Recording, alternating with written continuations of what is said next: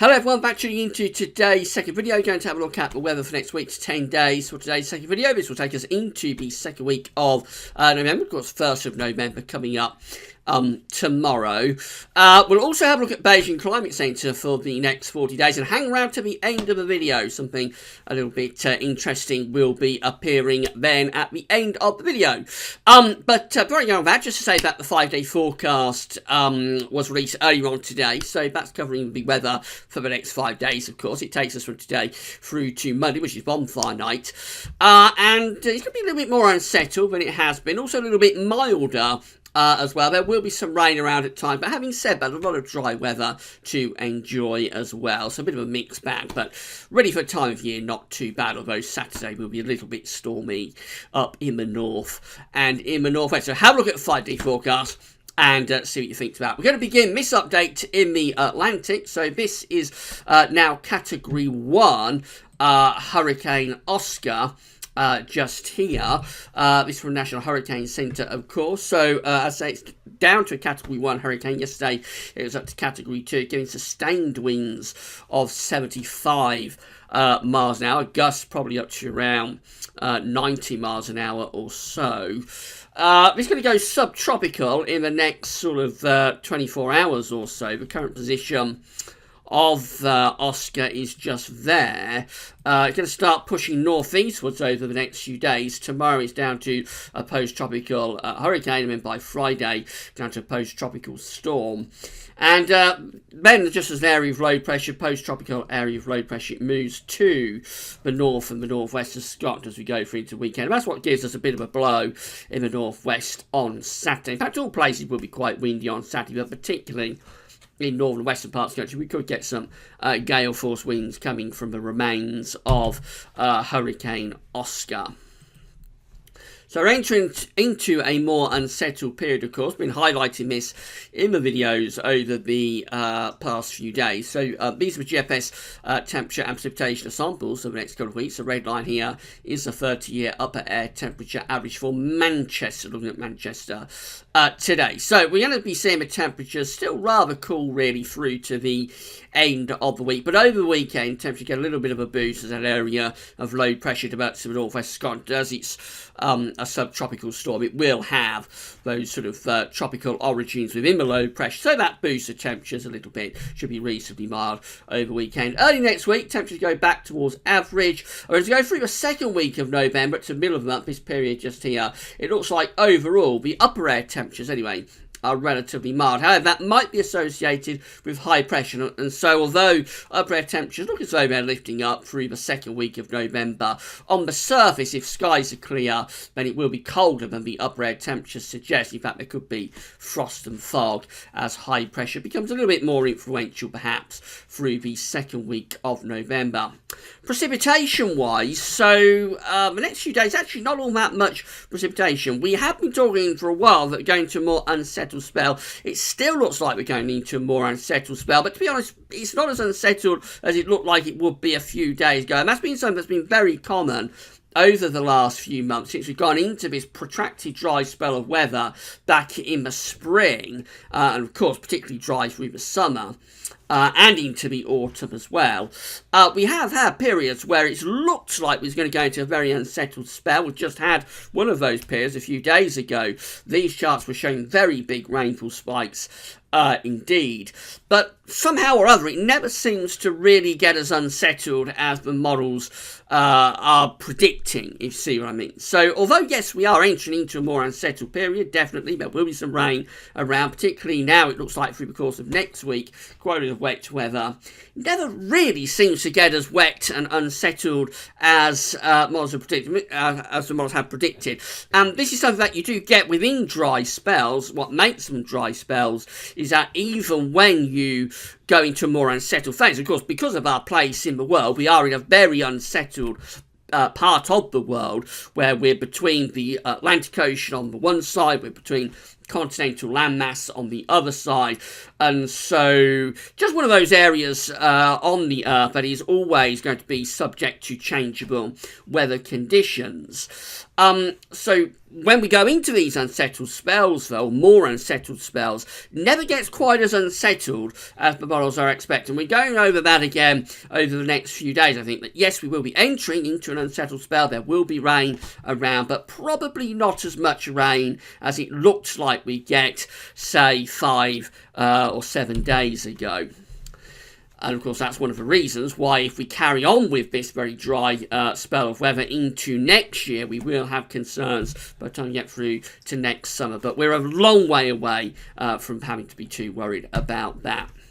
So temperature anomalies in the next week. This takes us from the 31st of October to the 8th of November, are coming out close to average, but now a little bit on the milder side of average. So we've been on the colder side of average the past few days, now going a little bit on the milder side of average. It's not a big deviation. The real warmth and average temperature anomalies in the east and the southeast of Europe. Also Scandinavia looking a lot warmer than average as well in the week ahead.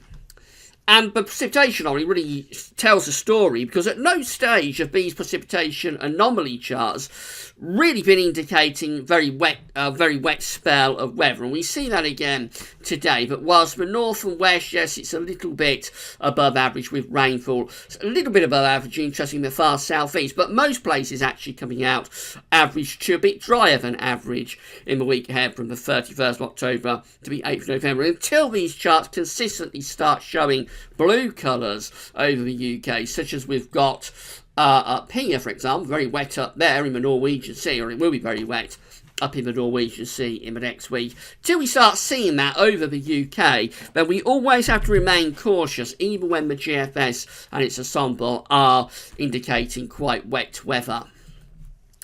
Right, so this is how the GFS is looking for Saturday. This will cover by 5-day forecast, of course, but we've got a deep area of low pressure out to the northwest of the country. This might be our next named storm. We'll have to wait and see about that. But in any case, it's bringing strong winds and probably heavy rain to northern and western parts of the country on Saturday. That weather front associated with that area of low pressure will be southwards eastwards on Sunday, but it fizzles out as it does so. So what looked like it's going to be quite a wet day on Sunday for England and Wales, and now it's kind of been downgraded to just a light band of patchy rain. Then through to next week, this is bonfire night, so low pressure getting out to the north and west. That's where all the wind and the rain is. For us, we're still not quite managing to bring those areas of low pressure and their attendant weather fronts through the country properly, so showery conditions probably into the early part of next week. Up to the middle part of next week, a real battle starts to take place then. So we have got this deep area of low pressure in the Atlantic. I mean, this is a really deep area of low pressure, central pressure of around 970 millibars. So really low pressure in the Atlantic. And of course, that wants to bring lots of rain in from off the Atlantic. But we've still got this legacy from the summer, really. We've still got this big ridge sitting across Scandinavia, central and eastern parts of Europe. And that, of course, is trying to bring drier winds from a southerly to southeasterly direction. So there's a proper battle going on there. The wedges of weather likely to be in the west, but driest of the conditions are likely to be in the east. We go up towards day 10, and if anything, we start to break these low pressures through. And of course, this is always within the day 10 time frame. It never seems to get any closer than, it certainly doesn't get any closer than day 5. So we've got low pressure breaking through there by the 10th of November, day 10. We will be expecting showers or longer spells of rain to be moving in from off the Atlantic. Relatively mild as well. Winds is from a southerly direction into more extended range with the GFS. Well, eventually we start to get high pressure building to the east and the northeast again, beginning to block off these areas of low pressure. So that's how we finish up with this GFS run on Friday 16th of November, with low pressure kind of like blocked down here along with the jet stream as well. The jet stream is something a little bit like that. And this high pressure trying to get going over Scandinavia, trying to get wind into the east. It may be as getting to the second half of November, we might find colder weather arriving from the east if that high pressure takes over across Scandinavia. This is how the central Earth is looking, so pretty stormy for the northwestern part of the country on Saturday, not too bad in the south and southeast, through to the early part of next week. Again, battle is there, high pressure is to the east, low pressure is to the west, and most unsettled conditions therefore are in the northwest, with driest conditions in the east. Winds are from a southerly direction, so it's not going to be cold. In fact, it should be quite mild, I would have thought, through the course of next week. We're heading up towards day 10, and if anything, the battle continues, really. We get to day 10, which is Saturday the 10th of November. We've still got this ridge across central eastern parts of Europe, and then we've got the low pressure out in the Atlantic, and so the flow of the jet doing something a little bit like that. So we keep winning from a southerly direction. Most of the rain will be out to the west of the country. And this could actually be quite wet for western parts of the country, as these weather fronts come up against this ridge, they may stall. So for sort of Ireland, western Scotland, maybe northwest England, possibly West Wales and southwest England, there could be quite a bit of rain next week if these low pressures kind of like grind to a halt and can't progress eastwards because of that blocking across central and northeastern parts of Europe. But it means that for central and eastern areas, and that is the area where we really do need the rain, we may not push all that much of that wet weather through. Of course, if the ridge is a little bit weaker and those weather fronts manage to stagger across all parts of the country, then there will be more rain next week. So a little bit of uncertainty about just how much wet weather there will be next week. But overall, I think most of the rain is going to be in the western part of the country. Let's just have a look at the Beijing Climate Center for the next 40 days. So these are 500 millibar heights broken down into 10-day periods. The first 10-day period will take us from the 1st through to the 10th of November. So we've got the below average heights out to the west, and then we've got this big ridge of above average heights over to the east. So good representation of what we're just looking at, really. Low pressure is trying to bring unsettled conditions in from off the Atlantic, but this ridge over across central east parts of Europe is kind of like saying, no, you're not coming through. And that means that we probably get weather fronts stuck across western parts of the country. It could bring rain to them, but further east the weather fronts may not progress into the eastern part of the country. The next 10-day period, taking us from the 11th through to 20th of November, just sees above average heights taking over very close to the country. So it settles down there through the middle part of November. Probably quite mild as well, although we are under high pressure in November, so I suppose you could have frost and fog. But overall, the jet stream is moving to the north of the country, so we're on the mild side of the jet, probably fairly mild, but again, if skies are clear under a ridge in November, you're very quick going to radiate heat out into space during the long nights. And you'll generate frost and fog, and that of course limits the temperature potential. So possibly an inversion type situation there for the middle of November, mild aloft, but down on the surface, if skies are clear, possibly cold with frost and fog through that particular period. Now this one does look actually colder, so we take the above average heights out to west of the country from the 10-day period from the 21st of November to the 30th. We take the above average heights out to the west and kind of like moving much towards Greenland, with an area below average heights to the east of Scotland and into Scandinavia. So that would turn the winds into a northwesterly or possibly even northerly direction. That's a colder end to November, maybe even there's a chance of snow with that, particularly the northern parts of the country as those winds turn into the north. So November ends on quite a cold note, which is something we've been seeing a lot of just recently. I haven't shown the CET today, but it has dropped further, and I think we're definitely going to be going underneath 11 degrees Celsius for the CET for October. And many of the months recently have been seeing cold finishes, which is a little bit unusual for that to be happening. Even back in the summer months, I mean August saw quite a drop in the temperature during the final week of August. And as I say, it's something that we've been seeing quite a lot of over the past few months. If the Beijing Climate Center is right, that's going to happen again in November. So we may see quite a drop in temperature in the final week to 10 days of November. And then finally, that takes us through to the final 10-day period, which is the 1st through to the 10th of December. And below average heights to the north of the country then, above average heights sinking into the middle of the Atlantic. So return of the westerlies to some degree. It's not particularly unsettled. We still have above average heights very close to the country, but probably the early part of December turns a bit milder again after that cold finished to November. Now, of course, that's getting ever closer towards the Christmas period, and Christmas updates are going to begin at Gav's Weather Vince tomorrow. 1st of November will be the first Christmas update for this year. I thought we'd just finish with CFS V2 for Christmas. So this is at metrozero.fr. This is what we'll be using tomorrow when we begin the Christmas updates. So we're beginning here, this is a midday run of the CFS 9-monthly forecast. Again, we always try and use the same run all the while, and then we can't be told off for cherry-picking various outcomes, because the CFS is run 4 times a day, so we have 4 individual runs to choose from. But it's always better to try and stick to the same run if you can. For no particular reason, I always choose the midday run of the CFS. So I'll explain more about this tomorrow when we start winter updates, but this is starting on the 15th of December for this CFS run with low pressure over the top of the country. Let's just very quickly start running you through so you can see what's happening there.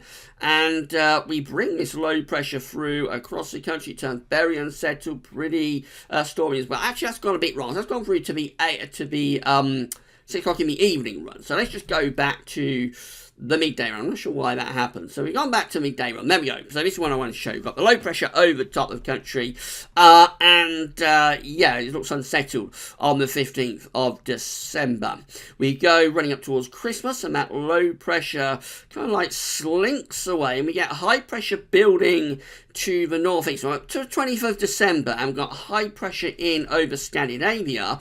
The winds are turning into the east. That's bringing cold air in across the UK from the east. You follow those isobars back, the air is originating from the Russian steppes. So we're bringing that air in off the Urals. And that's bitterly cold easterly winds flooding across the country with snow showers as we're running up towards Christmas 2018. So let's get to Christmas itself, and I think for that I'm just going to have to flick that over just to there. So again, we're up to 21st of December, and we've got those winds in from the east, high pressures to the north of Scotland, and it's over Scandinavia as well. Let's run you closer to see what happens. Well, the high pressure sinks down over the country up to Christmas Eve, so the snow showers ease off, but there would be quite a bit of snow on the ground from those easy winds and snow showers. It's cold, it's frosty, very seasonable on Christmas Eve. And then get through to Christmas Day, and we start to lower pressure to our east. So we've got some low pressure moving out of Denmark into the North Sea. That could be a white Christmas for eastern parts of the country. That could bring snow in from the east for Christmas Day. And then that low pressure sticks around for the post-Christmas period for a day or so it remains cold, frosty. Probably the snow eases off, but it will be very cold and frosty by night. And then we run up towards the New Year, and low pressure starts to break through. Here it comes. The winds go back into the west there as we go running up towards the New Year. The cold spell is over, at least for a while, and it's going into a wet, windy, more stormy end to the year.